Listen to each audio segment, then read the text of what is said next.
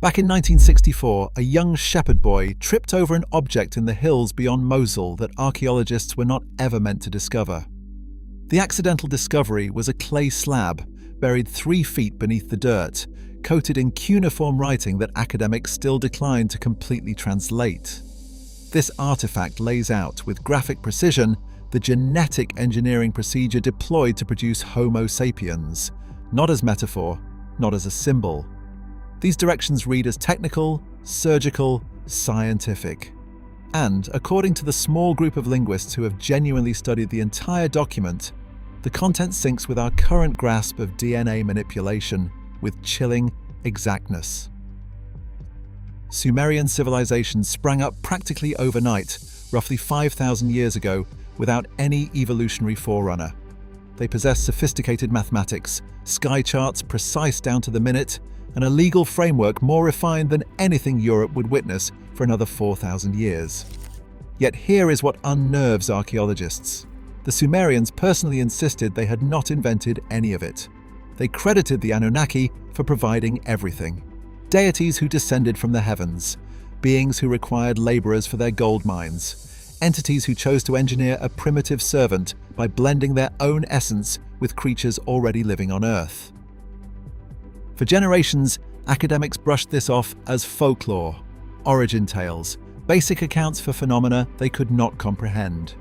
Then linguist Zecharia Sitchin devoted 30 years to translating thousands of tablets that mainstream academia conveniently bypassed. What he discovered was not mythology, it reads like a lab procedure document. Enki's tablet, unearthed in 1964 and silently shelved within the Iraq Museum basement until the upheaval of 2003 caused it to vanish entirely, holds something that should not exist. A sequential record of genetic alteration, penned 5,000 years before Watson and Crick identified the double helix. Enki, the Sumerian deity of knowledge and creation, narrates the procedure with the exactness of a research scientist logging an experiment. The specifics cannot be brushed aside as coincidence. The narrative opens with a crisis. The Anunnaki had journeyed to Earth approximately 450,000 years ago to extract gold, not for ornaments or money, but because their home world, Nibiru, faced an atmospheric crisis that demanded gold particles dispersed in the upper atmosphere to bounce heat back into space. The mining work down in southern Africa was brutal. Anunnaki laborers were perishing. Uprisings kept erupting, and Enlil the commander wished to scrap the mission completely. Enki proposed an alternative solution. Engineer a primitive servant, a creature smart enough to handle mining gear, yet docile enough never to challenge commands. The tablet recounts how Enki and Chief Medical Officer Ninti drew the blood from a young Anunnaki male and pulled out what they termed the essence of life. Contemporary translators use the term essence since there is no direct Sumerian counterpart for DNA, but the description fits perfectly. They portray a spiraled ladder shape, 2 interwoven snakes holding the blueprints for constructing a living organism. The emblem they engrave to depict this essence displays 2 serpents coiled around a central rod, the medical caduceus, an icon we still employ today without realizing its origins. Enki and Ninti extracted an essence from the Anunnaki and combined it with material from a female ape indigenous to Africa. The document says they conducted several trials with different species before finding one that produced viable offspring. Many attempts failed, producing creatures that could not speak, could not breed, or could not survive beyond the laboratory. After numerous attempts, they eventually succeeded. They produced what the Sumerians named Adamu, the first genetically engineered person. This is where the details become specific enough to unsettle scientists. The tablet records how Ninti took the blended essence and implanted it into the womb of a young Anunnaki female rather than a human surrogate, because the hybrid required a hotter body temperature and a particular hormonal environment that primitive Earth females could not provide. The tablet even records the gestation length, 10 months longer than apes and shorter than the Anunnaki's own 13-month cycle. A flawless hybrid compromise. The initial 7 attempts failed. The embryos did not grow correctly. After each failure, Ninti recalibrated the proportion of Anunnaki essence and ape essence. The 8th attempt produced a male infant who survived birth but could not reproduce. The ninth produced a female who could breed but whose children were sterile. Only by the 14th cycle did they produce a breeding pair capable of generating fertile children. The tablet narrates the moment Enki first saw the successful Adamu. It strode upright like an Anunnaki. It carried their intellect in its gaze, yet its frame was covered in hair like the apes. Its mandible was thick, and its forehead jutted out. It was robust enough for mining duty, yet primitive enough never to defy its makers. Enki pronounced it good, and he commanded Ninti to produce more.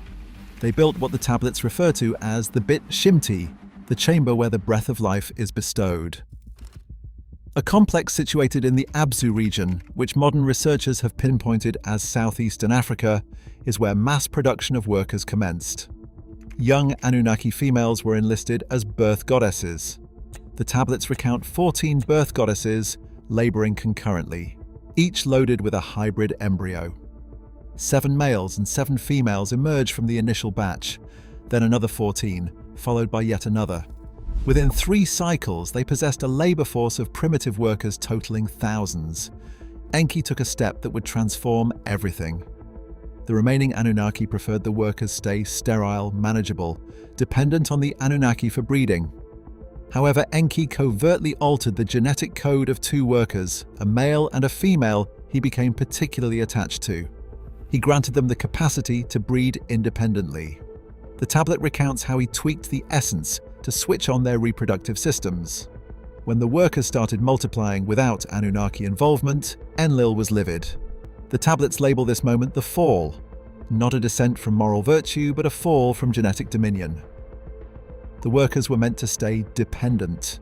Now they were expanding across the planet, reproducing without authorization, building language and culture, along with the capability to challenge their creators.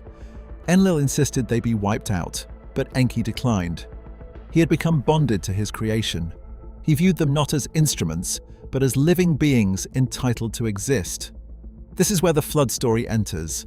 Not divine retribution for human sin, but a calculated genocide effort. The tablets recount how the Anunnaki understood a massive tidal surge was approaching. Their astronomical readings had forecasted it. Nibiru's orbital trajectory was drawing it near Earth, and the gravitational impact would unleash catastrophic flooding. Enlil spotted an opportunity. He commanded all Anunnaki to retreat to orbital stations and let the humans perish. Problem resolved. 0 witnesses, 0 evidence. Simply restart with a clean planet. Yet Enki ignored the directive. The tablet recounts how he alerted a human named Zeusudra. He provided him with directions to construct an enormous vessel, not to rescue 2 of every animal, but to preserve the genetic essence of as many species as feasible. The tablets detailed containers sealed with bitumen that contained the life essence, DNA samples. Enki passed Zeusudra the wisdom to safeguard the genetic code of Earth's biodiversity so it could be reinstated once the floodwaters subsided. Once the other Anunnaki came back to Earth and discovered humans had endured, Enlil demanded to learn who had meddled. Enki confessed what he had done. Rather than facing punishment, he was vindicated because the Anunnaki still required workers. The mines still needed to function, and beginning anew from scratch would consume centuries. So they struck a compromise. Humans could remain, but their lifespan would be cut short. The tablets describe how the Anunnaki tweaked the genetic code once more, switching on something they termed the death gene. Prior to this modification by Shamash, early humans survived for centuries. Following the alteration, lifespan plummeted to below a century. The tablet continues to outline later genetic modifications. It recounts how the Anunnaki began mating with human females to forge a ruling class of demigods, part Anunnaki and part human. These beings outlived ordinary humans, yet not as long as pure Anunnaki. They received wisdom and power to govern human populations on behalf of their Anunnaki fathers. The tablets name them the Nephilim, giants in size and might, monarchs who governed for centuries and erected monuments that still elude explanation. The genetic accounts become even more detailed. The tablet outlines how various Anunnaki bloodlines yield different outcomes when blended with humans. Enki's lineage produced humans with heightened intelligence and creativity. Enlil's lineage spawned warriors and administrators. A third lineage tied to the Anunnaki female Ninmah created healers and priests capable of directing what the tablets refer to as the life force energy.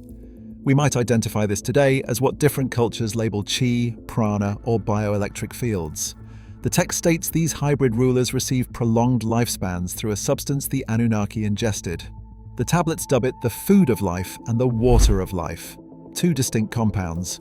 Contemporary researchers have proposed this might depict telomerase enzymes and stem cell therapies, substances that mend DNA damage and decelerate cellular aging. The tablets assert that consistent intake of these substances could stretch human lifespan to rival the Anunnaki's multi-millennium existence, but access was restricted. Only the hybrid ruling elite obtained the treatments. Ordinary humans remained mortal, reliant, and manageable. Archaeological data backs portions of this narrative in ways that leave mainstream scholars deeply unsettled. Across southern Africa, investigators have catalogued over 100,000 ancient stone circles, linked by channels organized in a hexagonal grid pattern that stretches across thousands of square miles. Radiocarbon analysis dates their construction to over 75,000 years ago. Mainstream archaeology offers no answer. The Enki tablet outlines the Abzu mining complex in southeastern Africa, featuring stone structures used to refine ore and to shelter workers. The sites correspond. In 2003, only months before the tablet vanished, a team from the University of Baghdad photographed and catalogued every cuneiform symbol. A leaked internal document years later verified Sitchin's translation was 93% accurate. The university intended to release their findings. Then the war broke out. The chief researcher, Dr. Hamid al-Hashimi, disappeared amid the museum looting. His research papers were never retrieved. His family asserts he was deliberately targeted by individuals who knew precisely which basement storage room to strike. The genetic proof continues piling up. In 2013, scientists found that the human brain holds a gene called HAR1 with 18 mutations that emerged abruptly around 200,000 years ago with no intermediate forms. These mutations do more than boost brain function. They entirely restructure neural development in ways that distinguish us from every other species. The gene materialized fully formed, not progressively. It surfaced as though someone had embedded new code into the program. Then there is the FOXP2 gene, our language gene. The human variant carries two specific mutations that surfaced roughly 200,000 years ago, allowing intricate speech and abstract language. These mutations display no forerunner in fossil records.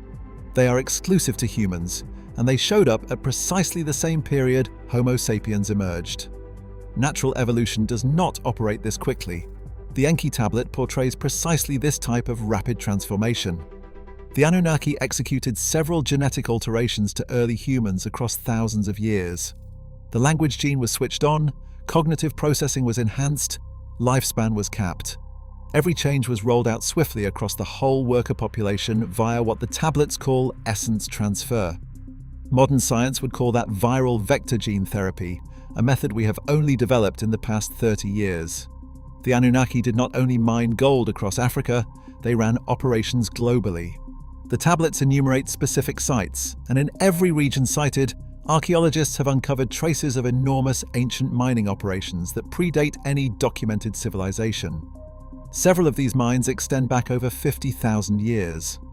Engineering studies reveal the precision and scale would have demanded industrial machinery and structured labor forces totaling thousands. The timeline within the tablet generates yet another problem for conventional history. It states the Anunnaki landed 450,000 years ago and produced successful breeding humans around 200,000 years ago. That timeline aligns with genetic evidence nearly perfectly. Mitochondrial DNA research traces every living human back to a shared female ancestor who lived in Africa roughly 200,000 years ago. Population geneticists name her Mitochondrial Eve. The tablets name her the first successful Adamu female. Y chromosome research demonstrates every human male descends from a shared male ancestor who lived around the same era. Both of these genetic bottlenecks occur concurrently in the same region of Africa, a zone the Sumerians labeled Abzu, the precise spot where Enki claimed to have set up his genetic laboratory. The tablet outlines one additional detail that is impossible to overlook. It alleges that the Anunnaki left behind genetic signatures. Deliberate sequences planted in human DNA would mark us as their creation.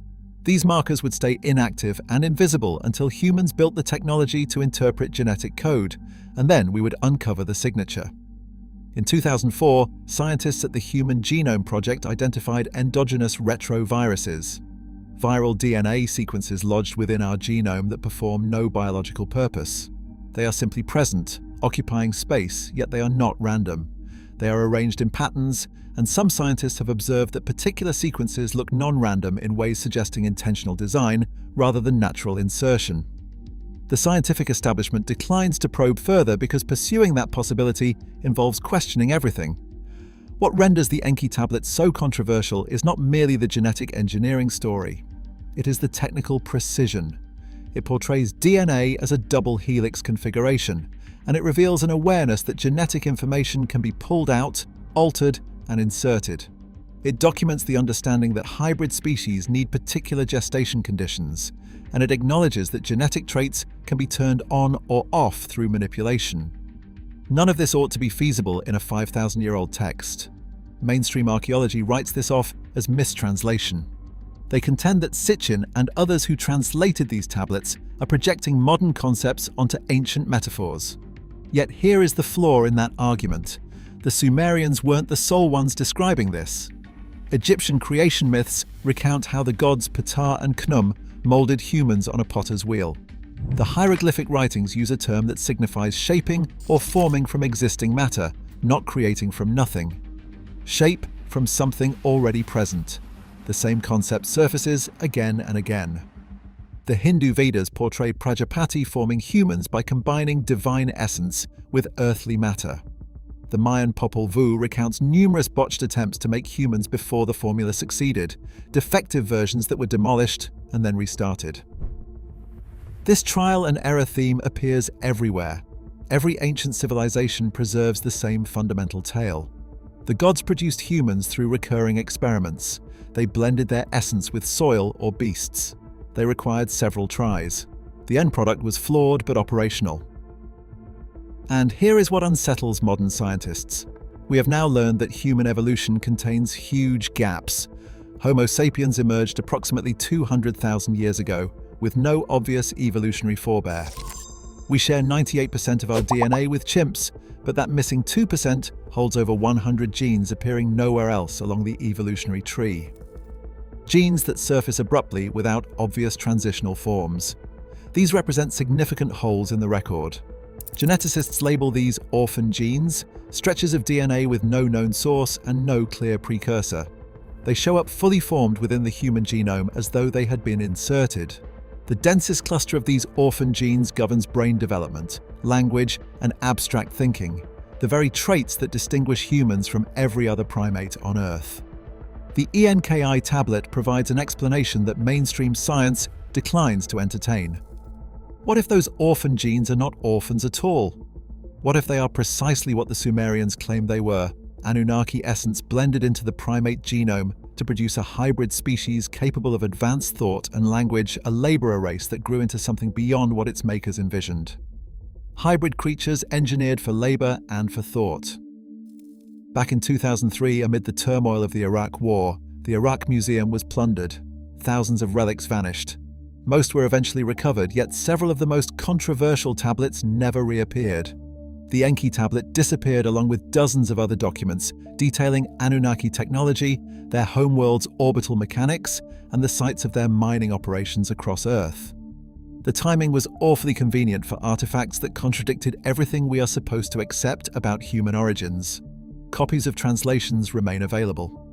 Sitchin's work and other scholars who photographed tablets before they vanished are still accessible. And the more we discover about genetics, the tougher it gets to brush aside what those tablets recount. We now possess the technology to edit DNA, to blend genetic material from different species, to produce hybrid organisms in laboratories. We are performing precisely what Enki said he had done 450,000 years ago. We are employing the same techniques. Every advance toward mastering genetic engineering makes the ancient writings sound less like mythology and more like history. The tablet concludes with a warning.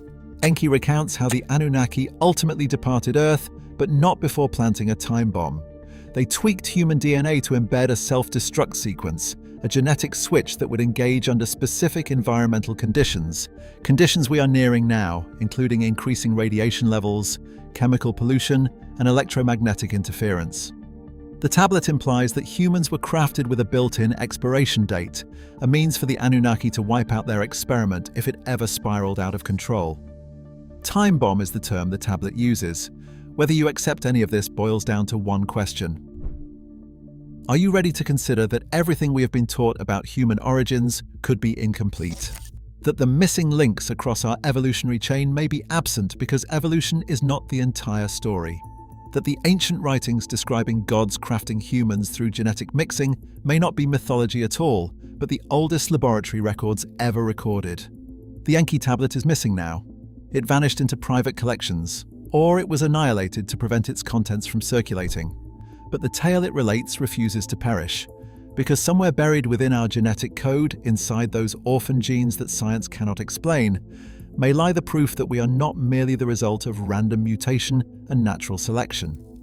We may be the deliberate creation of beings who required workers for their minds and who inadvertently produced a species that would eventually challenge everything. If you would like to discover more forbidden history that archaeology does not want you to know about, click the video on the screen. Hit subscribe because next week I am dissecting the Sumerian king list and why it records rulers who reigned for thousands of years.